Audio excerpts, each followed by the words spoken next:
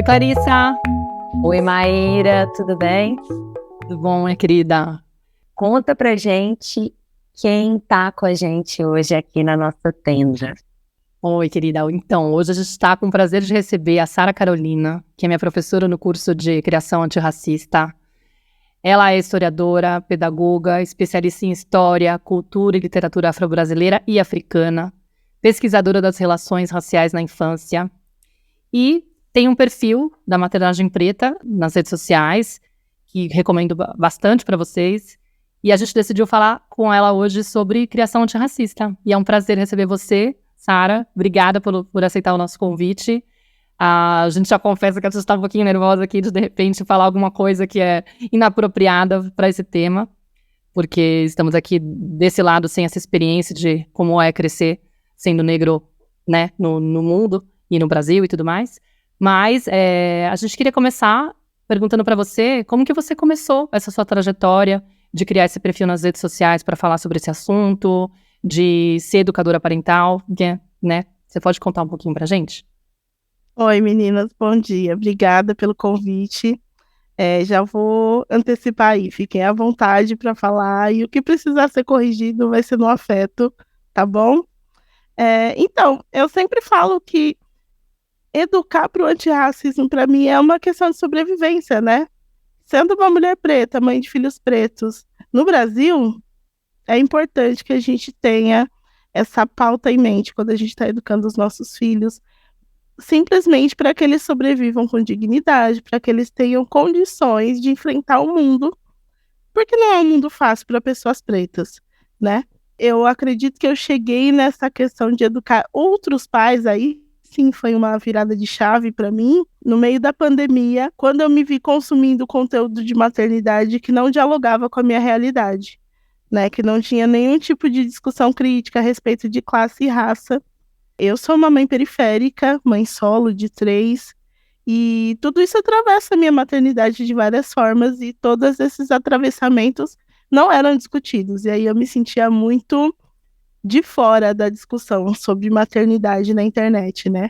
Eu consumia muita coisa, porque eu estava grávida, e a gente nessa fase, né? Tudo que fala a respeito de maternidade a gente quer consumir.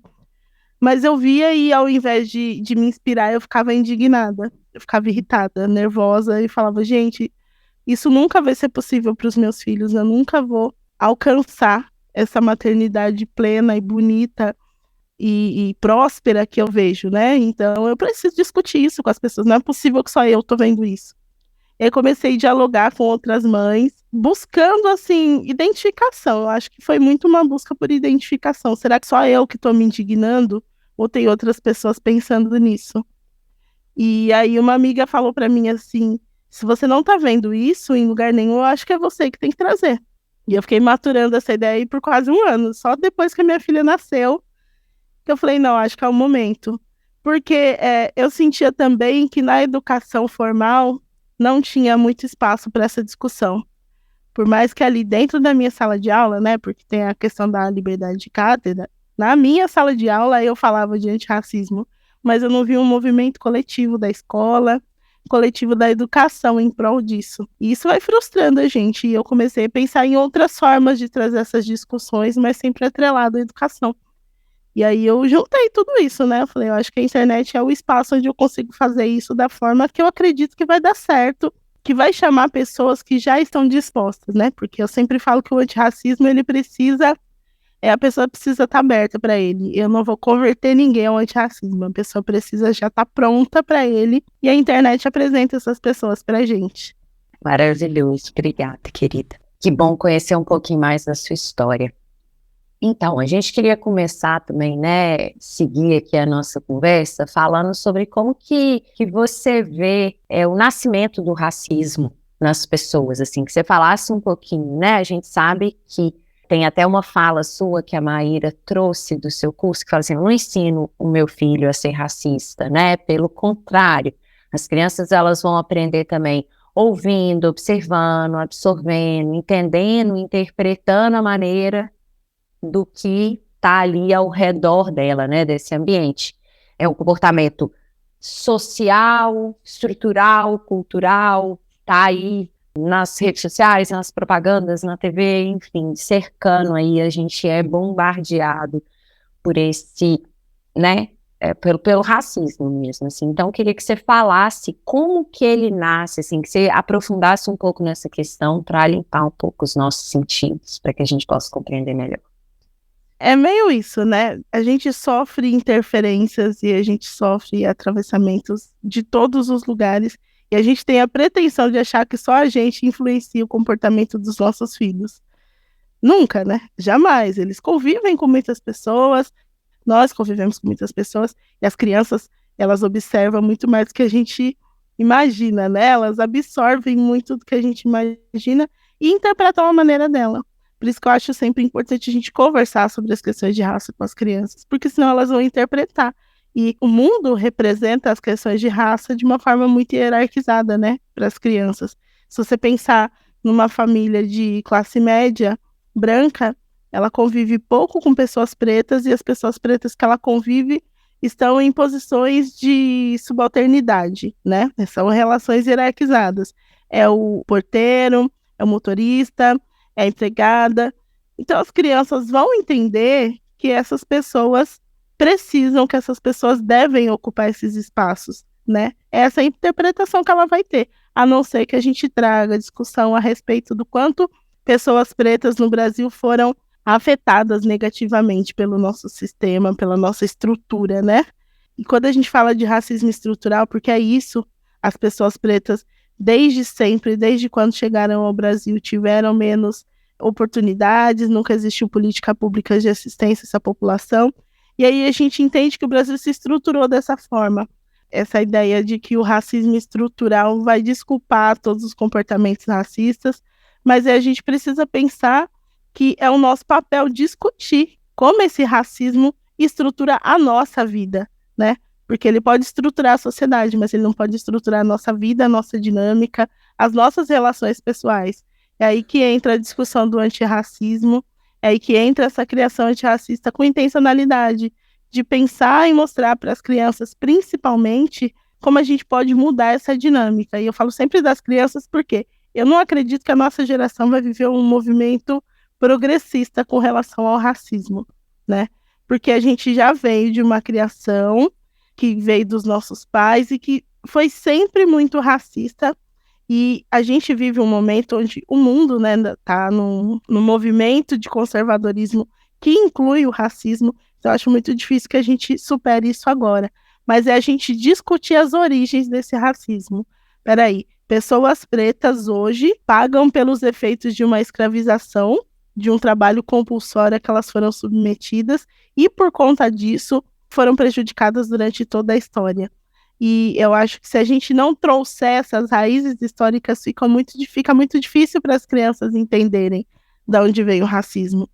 Porque se você simplesmente falar para uma criança, pessoas pretas são tratadas diferente porque as pessoas são racistas, além de muito cruel, porque as crianças não veem essa diferença, né? Nenhuma criança nasce racista, então elas não veem essa diferença. É muito cruel você falar isso para elas, sem trazer toda a problemática envolvida e da onde vem essa hierarquização em função da raça. Então é sempre importante a gente discutir a questão da escravização, mas dessa perspectiva crítica, né, do quanto as pessoas pretas têm tido o seu trabalho, a sua força de trabalho explorada desde a colonização do Brasil, e principalmente discutir, parece um assunto assim muito complexo para falar com crianças, mas principalmente discutir políticas públicas, né?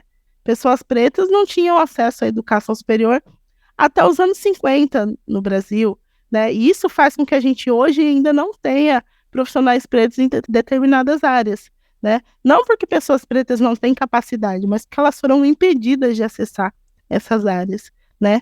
Muitos juízes negros, não é simplesmente porque pessoas pretas não passam no exame da OAB, né? Essas pessoas não tinham nem condições de se inscrever nesse exame, né? A gente trazer os motivos de que tudo isso acontece, porque o resultado a criança observa, elas já veem, elas já sabem o que acontece, né? Talvez elas não saibam nomear, mas as crianças já presenciaram racismo em algum grau, com certeza.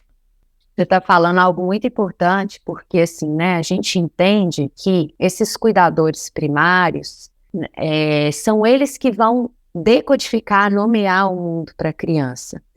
Exatamente como você falou, se eu não explico, se eu não lanço luz, se eu não chamo atenção, se eu não organizo aquela informação, ela vai interpretar a partir do que ela vê. E ela vê exatamente, né, uma criança branca de classe média, ela vai ver exatamente isso que você descreveu na realidade dela. Uma vez que esses pais, eles começam, né, a organizar, a ampliar o olhar, a trazer a raiz, a origem, a trazer essa informação, elas apoiam a criança a ter um olhar muito mais amplo, mais profundo, mais respeitoso, né, de alguma maneira, mas vendo esse outro como realmente ele é, né, um ser humano digno de respeito, um ser humano igual a qualquer outro. Então, muito importante isso, quando a gente começa a entender mesmo, né, que sou eu que vou, eu, pai, mãe, cuidador primário, educador, professor, sou eu que preciso de nomear isso para a criança e não é simplesmente deixar, porque senão o que ela vai ver é essa realidade tão discrepante que a gente vive aqui no Brasil, né? A Maíra estava falando que é 52%, né, Maíra, da população que é negra. E o lugar que eles ocupam é um lugar, ou a maioria das vezes, né, marginalizado, periférico, e estando aí nesses lugares de um vale. Você falando dessa questão de como a criança interpreta conforme as informações que ela recebe, né? Eu lembrei de um exemplo, assim, que é gritante. Eu tenho um sobrinho que tem a mesmíssima idade que o meu filho mais velho. E aí, quando eles tinham, assim, 9, 10 anos, o meu sobrinho, que é branco, ele gostava muito de polícia. Ele via um homem fardado e tal, e aí ele ficava feliz, ele queria ir lá cumprimentar, e o meu filho tinha medo da polícia, né? E aí um dia o meu sobrinho falou pra ele, mas por que você tem medo da polícia? É bandido? Aí ele falou, não sou bandido, mas eu sou preto. Só que eu nunca tinha tido a conversa a respeito de violência policial, tudo isso com meu filho, porque ele era ainda uma criança muito pequena, né? E eu achava que ele não estava pronto para essa conversa. E quando eu ouvi ele falar isso, eu perguntei, mas o que significa você ser preto para a polícia? Aí ele falou, mãe, você sabe que é muito mais perigoso para a gente, né? Você sabe que eles não se preocupam com a gente. E a partir disso eu entendi que o meu filho já tinha uma percepção do quanto é violência uma criança negra, né? Do quanto é violência um homem negro. O pai dele provavelmente ele presenciou algumas conversas nossas sobre morar numa periferia e sofrer abordagem policial violenta e tudo isso, e ele foi absorvendo da forma dele. Então ele já desenvolveu um medo ali da polícia, naquela época não era nem medo, né? Ele não gostava mesmo. Eu lembro que, inclusive, um dia ele verbalizou isso, um policial cumprimentou ele, ele não respondeu na porta do mercado. E aí o cara falou pra ele assim, tá nervoso? Você tá bravo? Ele falou, não, só não gosto de polícia. Eu não sabia onde enfiar a cara, né? Mas é isso, ele foi interpretando tudo que ele via, as notícias e as conversas da família, porque minha família é toda negra, né, com exceção desse meu sobrinho e mais uma sobrinha. Então a percepção dele já era de que a polícia era violenta com pessoas pretas, além mesmo que a gente não tivesse falado a respeito. Nossa, Sara, eu fiquei pensando num trecho eu fiz o seu curso, né, e várias coisas lá mexeram comigo, me deixaram, porque eu sempre acabo imaginando a sensação da criança, né? O que ela tá passando e tal. Me conecto muito com isso. E teve uma das aulas que você falou sobre a criação com apego, e você vai trazendo lá os pilares da educação com apego e tudo mais, e uma hora você fala da cama compartilhada, né? Da importância da criança se sentir segura, né? Na questão do sono seguro e tal. E você sugere, olha, uma das coisas que pode favorecer é você proporcionar a cama compartilhada. Mas não só porque ela vai estar digamos, garantindo esse afeto que é gostoso, né, esse contato físico que traz essa segurança física, mas porque para a criança negra, né, tipo, essa sensação de estar com o pai, garantir que está dormindo com o pai, é também saber que meus pais estão vivos, porque eles resistiram a mais um dia de luta contra o racismo. E é muito doido isso, porque são coisas que a gente não consegue nem imaginar. É isso que você falou, o recorte, não tem esse recorte. Quando eu vou ver as educadoras parentais falando sobre esse tema, na internet, nas redes sociais e tal, eu não sinto que eu tô sendo contemplada, porque esse dado é importantíssimo para uma mãe negra, de repente, se sensibilizar, fala assim, nossa, por que eu tô resistindo à cama compartilhada? Sendo que meu filho precisa dessa segurança. O quanto que é importante proporcionar isso para ele perceber que tá tudo bem, mamãe tá viva, tá tudo certo, a gente tá aqui. Publiquei hoje um Reels no meu perfil que mostra a cena de um episódio do Grey's Anatomy, uma série lá que a Flávia Pereira publicou no dela, eu republiquei, que fala que é a família, tipo, o pai e a mãe ensinando o garotinho como se posicionar diante da polícia caso ele seja parado. E assim, são preocupações que a gente não tem, né, do nosso lado. Uhum. Não dá pra saber como é. Quando eu gravei a aula falando sobre a criação com apego, foi assim muito forte para mim, porque como eu tenho já um filho adulto, ele me ajuda muito nas problematizações, né? A gente conversa muito a respeito disso. E aí, a gente falando a respeito do nascimento da minha filha mais nova, que o pai não estava presente, porque quando eu fui para o hospital ele não estava em casa, mas aí mandei avisar, e ele não conseguiu chegar a tempo para assistir o parto, porque ele sofreu uma abordagem, e o policial simplesmente não acreditou que ele estava correndo, que ele estava com pressa, enfim, né? Porque ele saiu de casa do jeito que ele estava na casa da mãe dele. E aí ele saiu de chinelo, do jeito que ele estava e veio correndo. E o policial simplesmente não acreditou que ele estava correndo para assistir o nascimento da filha dele.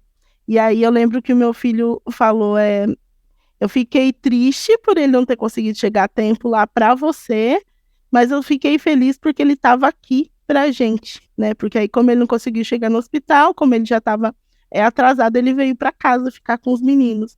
Porque aí ele me falou, quando eu soube que ele teve essa abordagem policial, que foi bem na porta da casa da mãe dele, então a mãe dele avisou, ó, acho que ele não vai conseguir chegar no hospital a tempo, por conta do que está acontecendo aqui. E aí meu filho mais velho já ficou temendo pela segurança dele, né? Ele deixou de se preocupar, ele não vai estar presente no nascimento da minha irmã, não, a preocupação dele naquele momento era ele chegar vivo para conhecer a filha. Então, assim, é muito forte. Muito. Teve outro momento lá também que eu fiquei muito mexida quando você falou da importância do afeto, né? Aí você fala assim, mas todo mundo vai dizer que toda criança precisa de afeto, para que ficar colocando mais, né?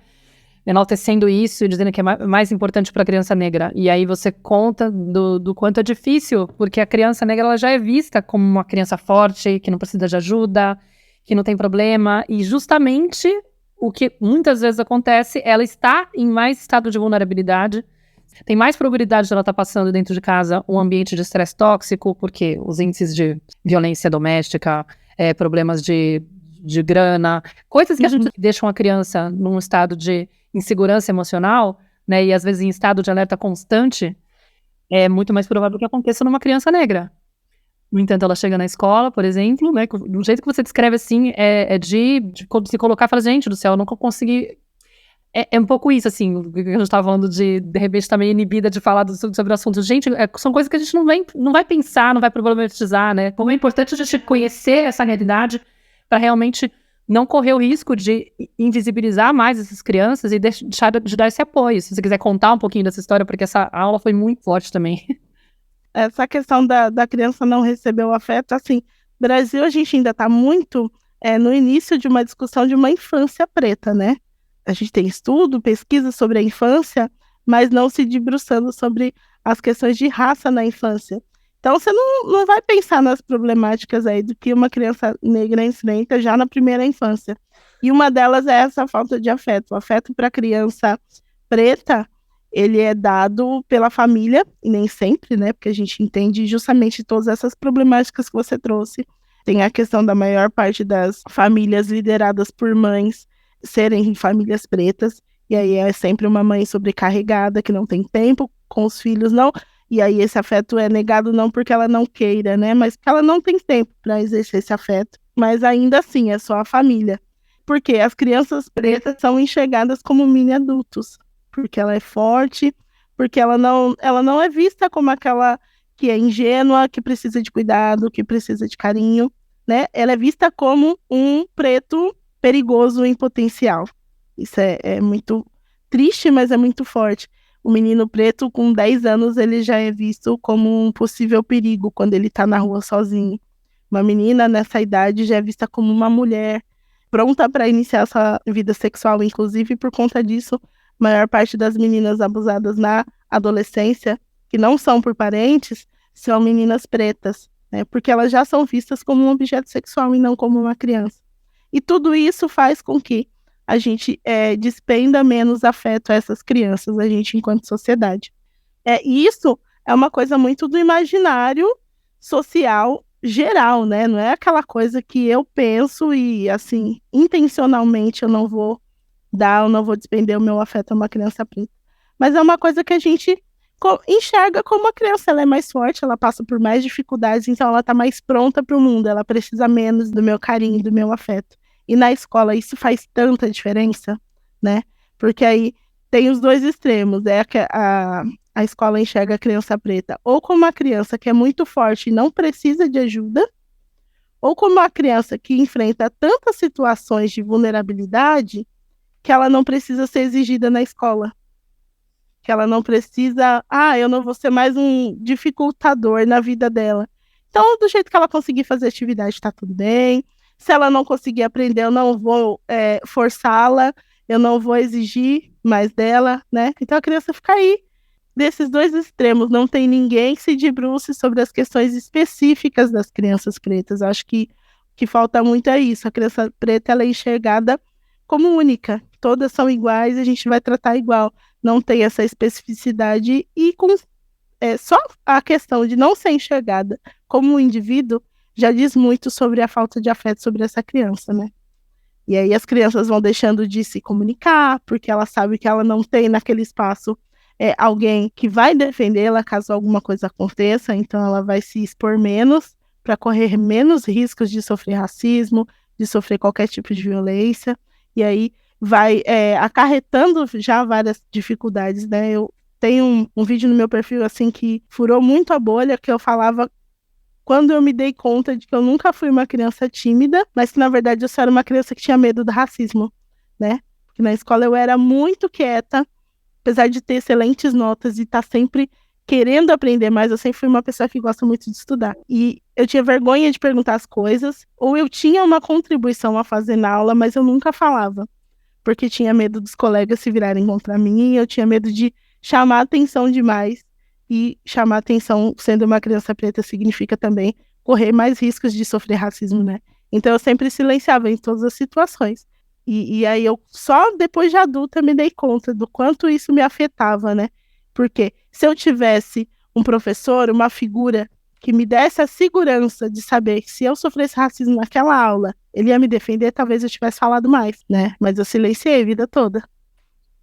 Eu quero só trazer um exemplo, assim, que eu me envergonho muito até de trazer, mas acho que pode ajudar a gente a materializar essa sua fala ainda mais, assim, a gente branco, né? Quando eu tinha 17 anos, eu namorava um menino negro, preto, e uma pessoa muito próxima a mim tinha ido no centro, eu morava em Belo Horizonte, e ela tinha ido no centro, e quando ela voltou, ela claramente não gostava da minha relação com esse menino. E aí ela falou assim, eu vi um monte, e falou o nome dele, vamos supor que o nome dele é Gabriel. Eu vi um monte de Gabriel lá no centro hoje.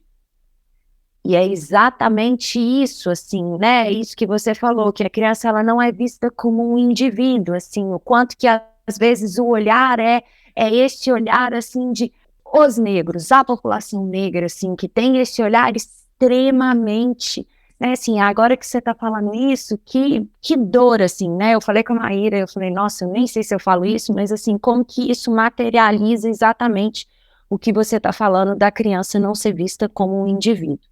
E aí eu quero puxar um gancho para um ponto que a gente estava comentando aqui antes de você entrar também, que tem a ver com esse auto-ódio que a Maíra falou que você trouxe também no seu curso, né? Que a criança negra, às vezes, vai desenvolvendo dela mesma.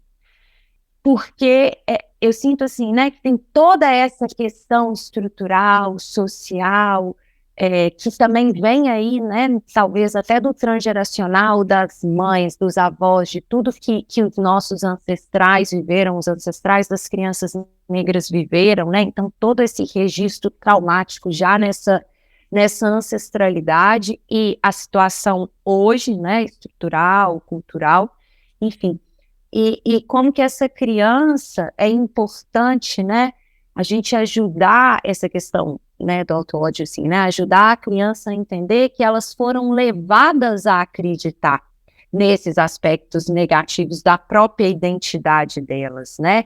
Dessa criança que às vezes não gosta do cabelo, que não se sente bonita por ter nascido preta, de não aceitar, às vezes, ser atendida por outro profissional preto, como você estava explicando, né? Que até pouquíssimo tempo o negro ele não podia estar num curso superior, numa faculdade. Então, eu queria que você falasse um pouquinho sobre esse auto-ódio, sobre a importância dessa representatividade. Queria que você aprofundasse um pouco, Sara, nesses temas, por favor. Então, essa questão do auto-ódio é uma coisa que ficou muito, assim, sendo muito discutida dentro do movimento negro nos últimos 15, 10 anos, mais ou menos, principalmente pela onda de aceitação do cabelo, né? Começou a discussão muito a partir desse empoderamento estético, onde as mulheres começaram a assumir a textura do seu cabelo natural e voltar a ter o cabelo crespo, e deixar de usar químicas e tal. E aí, parte das pessoas pretas, mas eu não gosto do meu cabelo assim, eu não gosto do meu cabelo armado. E aí a gente começou a tentar entender, né? Vamos estudar por que a pessoa não se aceita, qual é a dificuldade de ela aceitar essa textura natural. E a gente começou a entender. Lógico que essa discussão é muito antiga, mas voltou a ser discutida a partir disso. A gente começou a entender que, na verdade, esse auto-ódio ele representa tudo aquilo que representa para a pessoa branca, para a sociedade branca, o marcador, né, racial. Então, eu não odeio o meu cabelo crespo, eu odeio que o meu cabelo crespo me coloque na condição de pessoa preta, né, que ele ateste a minha negritude. Porque se eu sou de fato preta, eu entendo que eu sou vítima da sociedade, né? Esse auto-ódio tem muito de negação em ser vítima, no sentido de que eu vou negar tudo aquilo que vai me fazer sofrer as consequências de ser preto. Eu não gosto do meu cabelo crespo, porque as pessoas vão me identificar como uma mulher preta. E por conta disso, talvez eu não consiga uma colocação de trabalho que corresponda ao meu currículo. Eu não gosto dos meus traços negroides ou da minha pele mais escura, porque é a partir disso que as pessoas me reconhecem e me perseguem quando eu entro numa loja, né? É a partir disso que as pessoas me identificam muito mais com a empregada do que com a dona de um estabelecimento. Eu lembro, é muito emblemático para mim, o fato de um dia eu estar subindo a rua da minha casa, quando eu morava com a minha mãe ainda, né? E eu tava com o cabelo solto, super orgulhosa do meu cabelo afro, recém-descoberto, que eu tinha parado de usar química. E aí, a minha mãe morava num bairro de classe média, e eu tava subindo a rua, e uma mulher que eu nunca vi na vida me parou e falou: então, eu tô precisando de uma doméstica, você trabalha por aqui? Falei: não. Mas então, eu sempre vejo você passando, subindo aqui de a pé, você não quer trabalhar aqui em casa? É só 2 dias. Ela me ofereceu um emprego assim, do nada, né? Falei: não, mas eu não trabalho com isso. Aí ela: não? Eu falei: não, eu sou historiadora. Ela falou: é que eu vi você todo dia andando de a pé, com esse cabelo, né? Eu tava num momento de extremo empoderamento. Então eu entendi de primeira, né, que ela estava sendo racista comigo, porque ela enxerga na minha figura uma subalternidade. Mas pessoas que não estão dentro dessa discussão iam passar a odiar esse marcador racial, que é o cabelo, né? Esse auto-ódio vem muito disso. Eu tento negar em mim tudo aquilo que me marca racialmente, tudo aquilo que faz com que as pessoas se voltem contra mim. E na criança, muito mais, né? Porque, infelizmente, a gente sabe o quanto o ambiente escolar é violento, e é o lugar onde as crianças pretas mais sofrem racismo, são apresentadas ao racismo na maioria das vezes.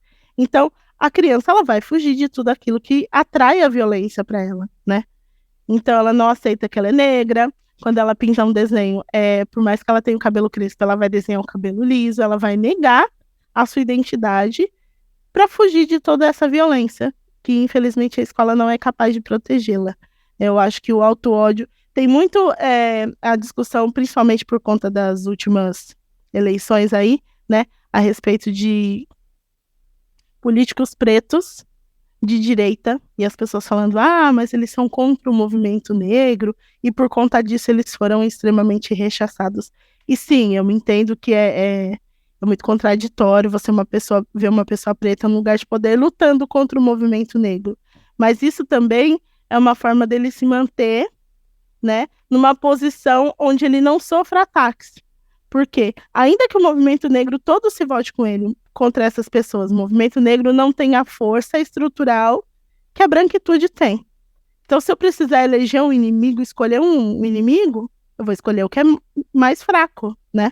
Então, tudo isso que eles reproduziam era uma forma de se manter sendo aceito por uma branquitude racista. Ele é visto como um cidadão de segunda classe, mas ele não é alvo da violência dessa branquitude que vê ele como um cidadão de segunda classe, né? Então, é muito mais fácil negar tudo isso em mim para que outras pessoas sofram essa violência. É uma autodefesa, né? Enquanto eu não chamar a atenção, eu estou passando despercebido. Eu acho que o auto-ódio tem muito de se conservar, de se preservar, né?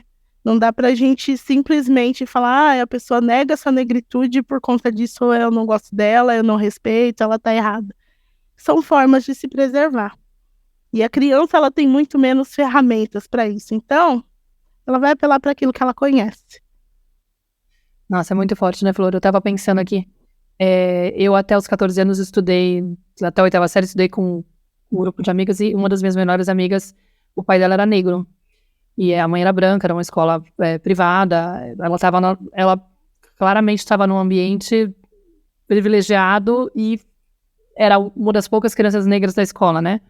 E aí o tempo foi passando, naquela época eu era muito inocente, não elaborava muito essas questões com certeza, mas um dia eu me dei conta, assim, acho que, na verdade, recentemente, escutando, acho que um podcast da Elisama com o Alexandre Coimbra, né, sobre esse tema, que eu nunca conversei com ela sobre esse tema, mas eu via ela alisando o cabelo, eu via ela tentando, tipo, apagar um pouco os traços dela pra poder parecer mais branca, mas nunca foi uma conversa que eu tive com ela, e olha que eu viajava com ela, fazia coisas com ela, aí a gente manteve amizade por bastante tempo, na época da faculdade, minha irmã casou nos Estados Unidos, porque ela foi morar nos Estados Unidos, acabou se casando lá com um cara lá, e aí eu lembro que eu tive a oportunidade na época de só ir a minha família, e no final eu falei assim, vou tentar chamar essa amiga também pra poder ir, porque a irmã dela tava morando em Nova York, e a minha irmã ia casar em Cleveland, então, o que a gente sugeriu? Vamos fazer uma viagem, você vem comigo pra Nova York, ela falou, né, a gente fica na casa da minha irmã, e aí a gente passa uns dias lá, e depois a gente aluga um carro e vai pra Cleveland pro casamento da tua irmã.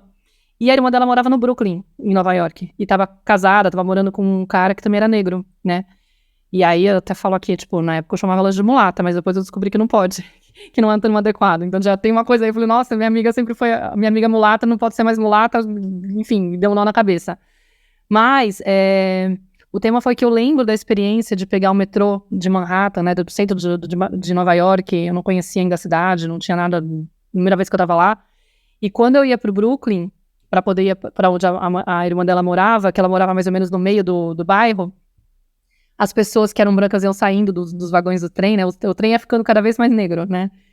Mas o que me chamou muita atenção era o quanto aquelas mulheres se arrumavam, destacavam os traços negros dela. Tipo, era uma coisa gritante em comparação com o Brasil. Eu falei, gente do céu, porque elas deixavam cabelo natural, elas colocavam várias coisas no cabelo, elas usavam ou Black Power, então ela colocava trança, sei lá, tinha umas unhas compridas, se maquiavam.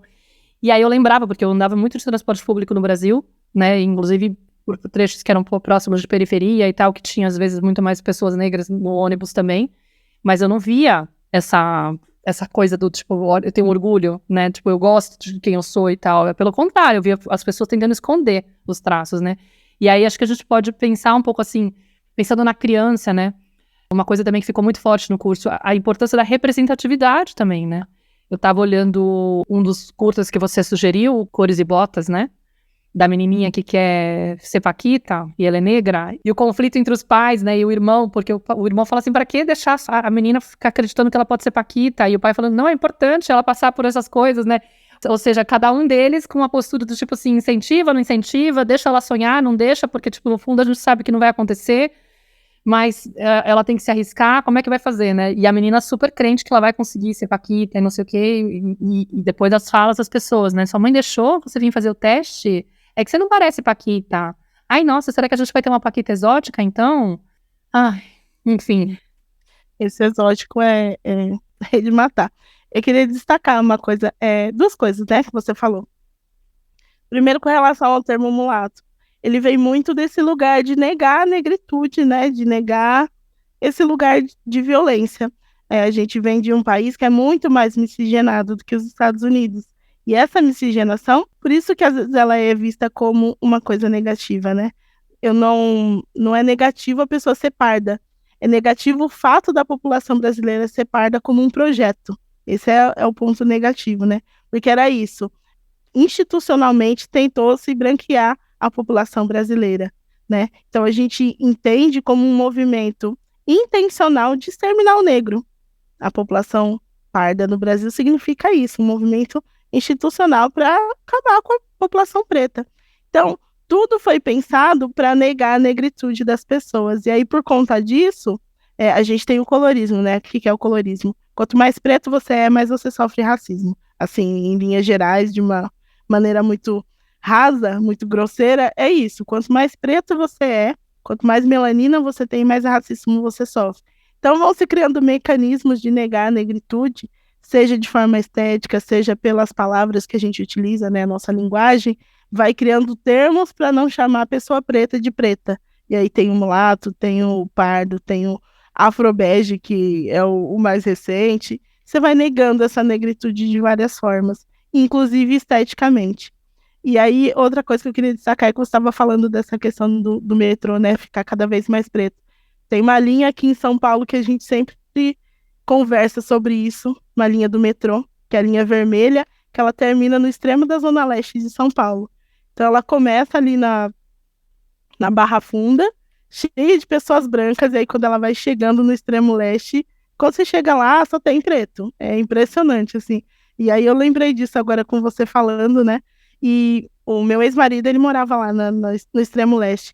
E aí eu sempre falava isso para ele, que quando eu saía daqui da minha cidade para ir para casa dele, era meio que um reencontro, assim, eu chegava lá me sentindo mais preta, né? Porque eu moro numa cidade que é extremamente branca, e aí eu ia cada vez mais me sentindo feliz chegando na casa dele. Aí eu falo, até hoje eu não sei se eu estava feliz porque eu estava chegando na tua casa ou porque eu estava me sentindo, me identificando com as pessoas lá. Chegava lá, as pessoas não ficavam, ai, seu cabelo é tão diferente, como é que lava? Não, lá o meu cabelo era só mais um cabelo. Aqui onde eu moro, meu cabelo é exótico, né? Então, eu brinco muito isso com ele. Eu não sei se a felicidade era chegar na tua casa ou chegar na minha casa, né?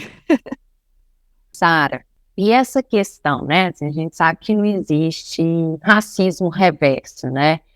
Mas eu queria que você comentasse um pouquinho, né, sobre esse tema do racismo reverso. Às vezes as pessoas falam, né? Ah, as pessoas louras também podem ser discriminadas.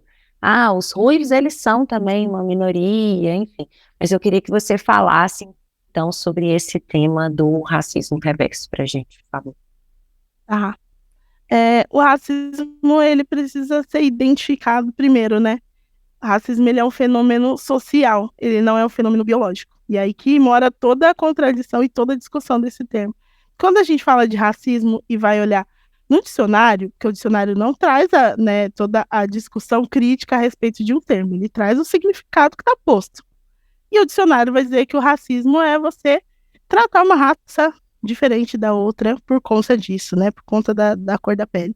E aí as pessoas entendem que o simples fato de uma pessoa preta, um indivíduo preto, né, não gostar ou tratar diferente de uma pessoa branca é racismo.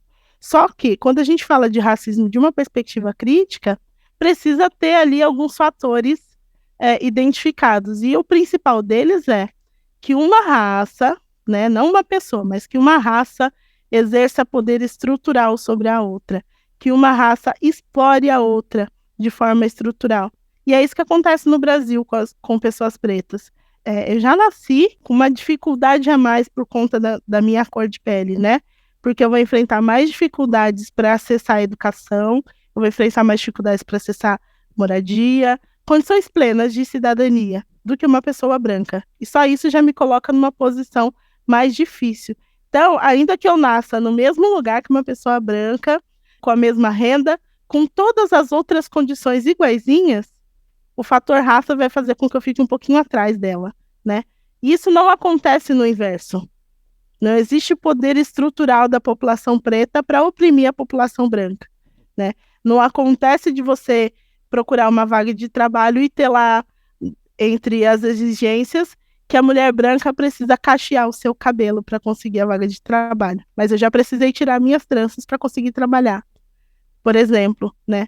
Quando a gente, hoje em dia é proibido por lei, mas nos anos 90, quando a gente lia numa vaga lá, boa aparência, eu já arriscava, não, esse emprego não vai servir para mim, porque boa aparência significava ser branco, significava ter o cabelo liso, significa estar perto do padrão, né? Se você não é o padrão, mas que você esteja mais próximo dele. Então, nunca aconteceu de forma inversa. As pessoas brancas nunca foram impedidas de acessar nenhum tipo de serviço, nem de ocupar nenhum tipo de espaço por serem brancas, né? E é isso que difere. Por isso que a gente não existe esse racismo contra a pessoa branca. O que existe é discriminação. Discriminação qualquer pessoa pode sofrer, né? Se ela está frequentando, se ela está em contato com um grupo que é diferente dela e que a trata diferente por isso, ela está sofrendo discriminação. E aí tá tudo bem, pessoas brancas sofrem discriminação, mas ela nunca vai perder nenhum tipo de condição importante na vida dela por conta da raça. Eu acho que essa é a grande diferença. Nem ter a vida arriscada, né? Exato, né? Porque é isso, é no extremo de você ter medo pela sua vida mesmo. Exato, de você ficar mais preocupado que papai não vai conseguir vir aqui para poder assistir o parto, mas pelo menos ele chegou vivo, ó. Exatamente. Pelo amor de Deus, né? Bom, primeiro assim, eu tava pensando, né? Lá no curso, acho que a grande maioria das alunas são mães, e mães de crianças brancas, mas também algumas que adotaram crianças negras e tal, né? Então, você traz muito essa questão da importância da gente se tornar uma sociedade antirracista, né? Porque a gente fala, não basta não ser racista, tem que se tornar antirracista, né? Porque senão a gente acaba sendo conivente com as coisas que acontecem ao nosso redor.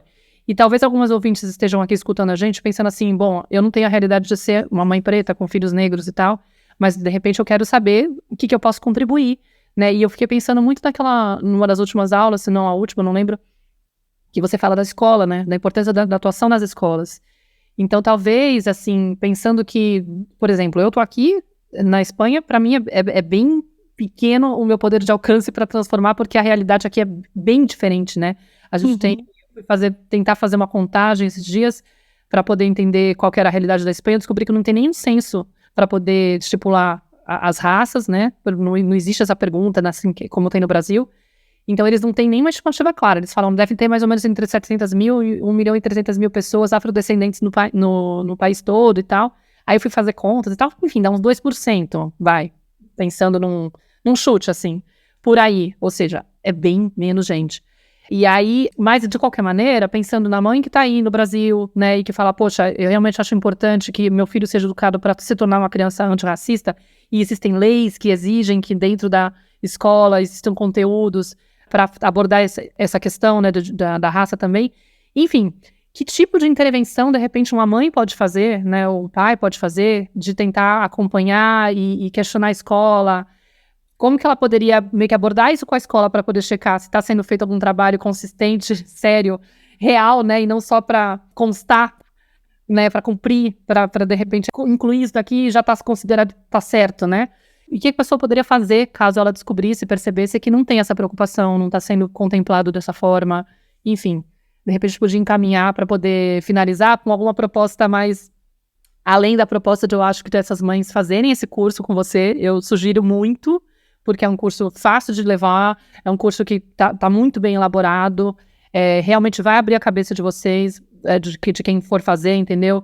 E tem espaço para discussão, para conversar com você, então assim, é bem lindo. Aliás, agradeço muito, né, por ter aprendido tanto, mexe com a gente e com certeza traz essas ferramentas, traz essa possibilidade de você mudar o seu olhar e entender como se posicionar, né, para poder, inclusive, pegar as pegadinhas, né, que a gente tem, de como, em momentos que eu tô achando que eu tô sendo super, uau, antirracista, estou sendo super racista, né, porque eu tô justamente tentando, ai, nossa, vou incluir essa pessoa no meu círculo só para mostrar que eu sou amiga de negros, entendeu, e tipo, uma coisa que de repente tá só forçada, e você mesmo confessa essa sensação de pessoas que se aproximam e você percebe que a intenção é um pouco isso, se sentir bem como uma pessoa que, olha só, né, eu consigo me aproximar dessas pessoas e né, dessas pessoas, tipo isso.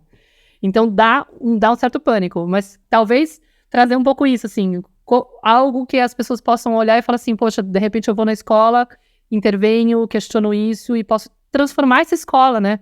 Porque é dessa forma que a gente vai mudar a sociedade, aos pouquinhos, com esse trabalho de formiguinha, isso que você falou, talvez não seja nossa geração, muito provavelmente não vai ser nossa geração, mas a gente tem que plantar, né? Essas pequenas mudanças.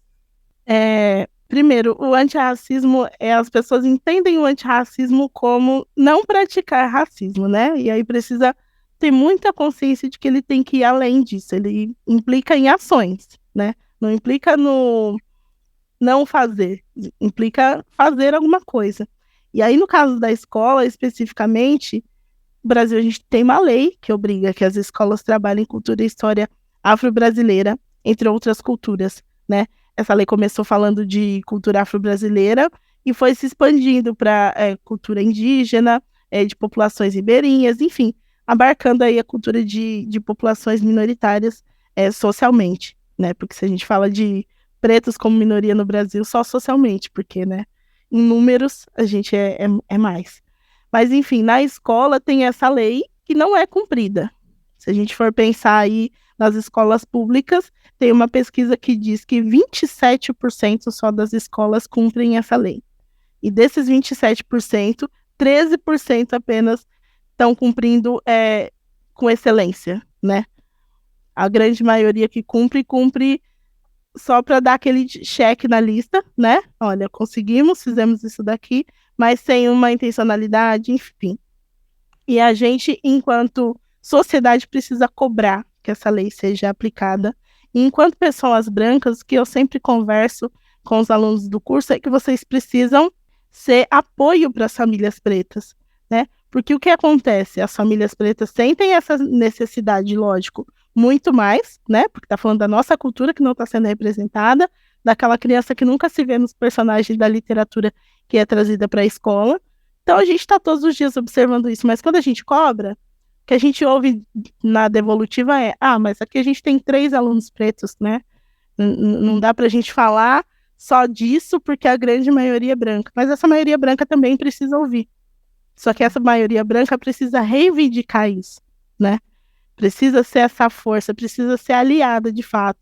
Então, as famílias brancas também cobrarem a aplicação dessa lei e, principalmente, no caso de escolas públicas, se colocarem como apoio. Porque o que acontece também é que no Brasil a gente tem pouco material para desenvolver para aplicar essa lei, né? A gente precisa falar de cultura e história afro-brasileira e indígena, mas a gente não tem livros didáticos que falem disso com excelência, a gente não tem material pedagógico adequado, é uma coisa que ainda está muito engatinhando.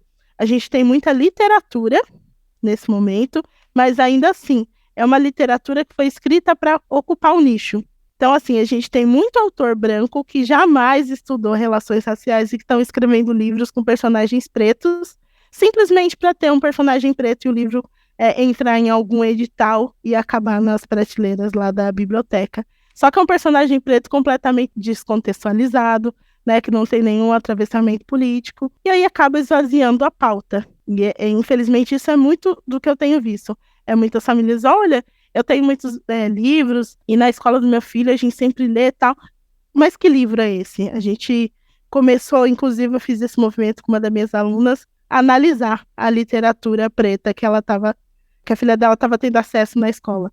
E eu falei para ela, eu tô até com medo de te falar que 80% desses livros eu colocaria fogo. E ela ficou chocada, mas porque é isso, né? É só para cumprir a lei, mas não é uma coisa pensada com intencionalidade. Então, eu acho que o principal é que as famílias se coloquem como fiscais, mas também como apoio. Porque não basta só eu apontar o dedo e falar, olha, a escola não está fazendo, porque ninguém está fazendo.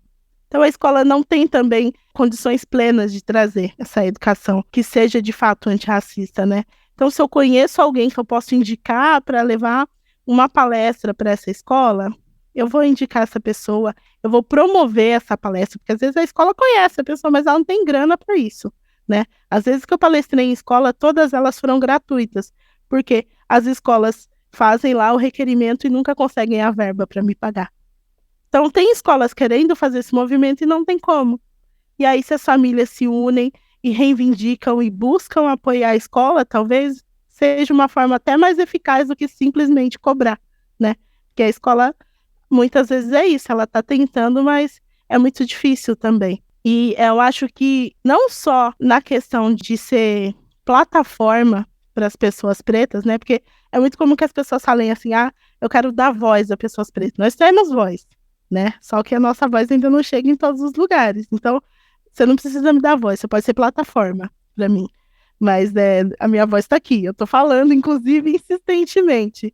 Mas eu acho que além de ser plataforma, é importante que a gente promova a valorização da cultura, né? Porque aí as crianças passam a ser plataforma também. Quando a criança valoriza a cultura preta, ela vai falar de um artista negro que ela curte, de uma música que ela gosta e de um filme com o protagonismo preto que ela gosta, não porque é um filme preto e ela sente o dever político de falar disso, mas porque ela realmente gosta. E aí ela passa a ser uma plataforma de fato, né? Organicamente, sem ser aquela coisa forçada. Então eu acho que a gente trazer essa representatividade para o nosso dia a dia, para a nossa rotina, é importante porque aí as crianças se tornam plataforma e não tem plataforma melhor do que essa.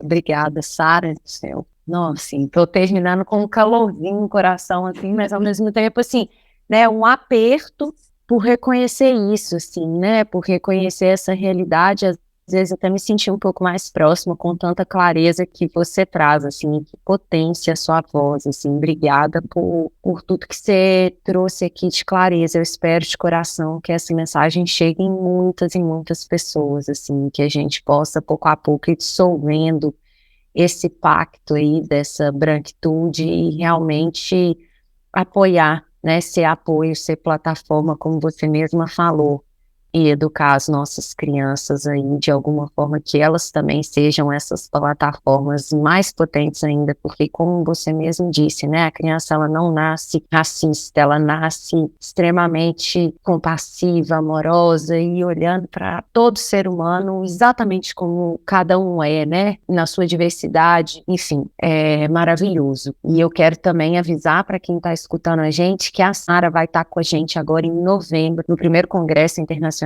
da Escola da Educação Positiva, e que eu estou mais feliz ainda agora de ter tido essa oportunidade de conhecer melhor você, saber que você vai estar lá falando para 500 pessoas e que a gente vai estar junta nessa mesa conversando e trazendo toda a riqueza que você é, que você traz no seu coração, assim, que força, que amor que você tem para trazer a sua voz com tanta potência. Então, assim, só agradecer a sua presença, a sua vida aqui hoje e me colocar mesmo, né? Acho que, Maíra, a gente aqui como um apoio, como um espaço que sempre que você quiser, você é muito bem-vinda. Tenho certeza que na Escola da Educação Positiva também.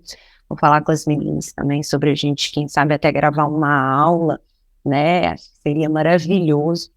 Então, para os nossos cursos, né, as nossas formações como educador parental, porque realmente, obrigada mesmo. E se você quiser, né, trazer aí uma última mensagem, falar sobre os seus cursos, fica à vontade. Eu quero agradecer e falar que no Congresso é mais 500, né? Porque tem a possibilidade do pessoal se inscrever online também. Ah, sim, 500 no presencial, Tomara que sejam 2.000 online, mais 500 lá.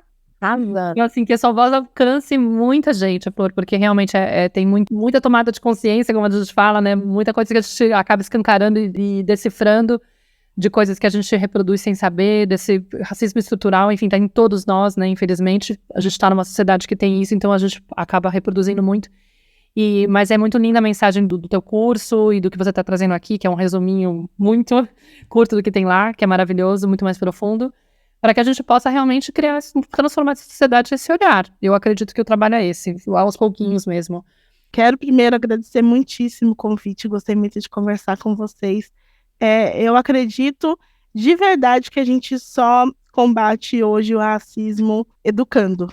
É lógico que em alguns momentos isso não é suficiente, né? Lógico que sim, mas eu acho que a educação é a forma mais genuína de combate a qualquer tipo de opressão, incluindo o racismo. E por conta disso eu acredito muito nele, na educação. Eu quero convidar todo mundo, lógico, para conhecer o meu perfil. Eu falo muito dessa perspectiva de raça, mas de uma forma que seja leve, porque é um assunto pesado, é um assunto difícil, e quando a gente coloca crianças nessa equação, fica ainda mais pesado, né? Então eu tento trazer isso da forma mais didática e leve possível, mas que é importante que as pessoas tenham esse movimento de se reconhecer nesse lugar de racista estrutural, né? Todos nós, como você disse, Maíra, trazemos isso, né? Eu mesmo, enquanto mulher preta, em alguns momentos, tenho pensamentos que trazem lá aquele resquício do racismo estrutural em mim, e a gente precisa estar combatendo isso todos os dias, mas isso só se faz fazendo, né? A gente não pode teorizar. Eu acho que a minha mensagem final é isso. A gente não pode só teorizar a respeito do racismo. A gente estuda, lê e vê livro, e vê vídeos, enfim. Mas a gente precisa começar a colocar em prática na nossa rotina diária, todos os dias. O antirracismo ele precisa ser diário, ele precisa ser coletivo e ele precisa ser incômodo, né? Se tiver fácil, não está sendo antirracismo. Então, todo dia a gente fazer esse exercício aí de estou praticando o antirracismo, como eu vou incluir o antirracismo na minha rotina de hoje? E quem quiser ajuda para isso, vai lá conhecer meu curso, a gente discute desde a questão de onde começou o racismo no Brasil até onde a gente está hoje em dia, né? Em que momento da discussão racial a gente está e qual é o papel de cada um nessa discussão, que eu acho que isso é muito importante. A última aula do curso fala de lugar de fala, porque todo mundo tem lugar de fala. O que é o lugar de fala? É a perspectiva da qual eu discuto um assunto. Então, todo mundo tem o lugar de fala sobre a questão do racismo, e a gente precisa entender qual é esse lugar. Obrigada, querida. Só para fechar, assim, eu sinto que, eu até falei no início, não tem lugar de fala, e a sua fala agora é isso, assim, acho que é um dom seu mesmo, o quanto que você traz esse assunto de uma forma que a gente fica à vontade para se expressar e encontrar o nosso lugar de fala nessa discussão, assim. Então, realmente, a forma como você traz é muito sensível e é muito amorosa, porque para falar de um assunto desse, né, que traz tanta dor aí, que é um assunto tão denso, realmente a gente precisa de ter essa sua sensibilidade, acho que para trazer leveza para esse assunto. Então, obrigada mais uma vez, obrigada a todos vocês que estão nos escutando e até o nosso próximo episódio. Um beijo, pessoal, e até lá. Tchau! Eu sou a Clarissa de Aquiara. E eu sou a Maíra Soares. E você acaba de escutar mais um episódio da Tem na Materna, um podcast sobre maternidade e autoeducação. Nossa conversa de hoje te tocou de alguma forma? Tem algo que você vai fazer diferente depois de ter escutado esse episódio? Se sentir no seu coração, compartilha com suas amigas nosso podcast, deixa um comentário no nosso perfil do Instagram, @temnamaterna.podcast, contando como esse episódio mexeu com você.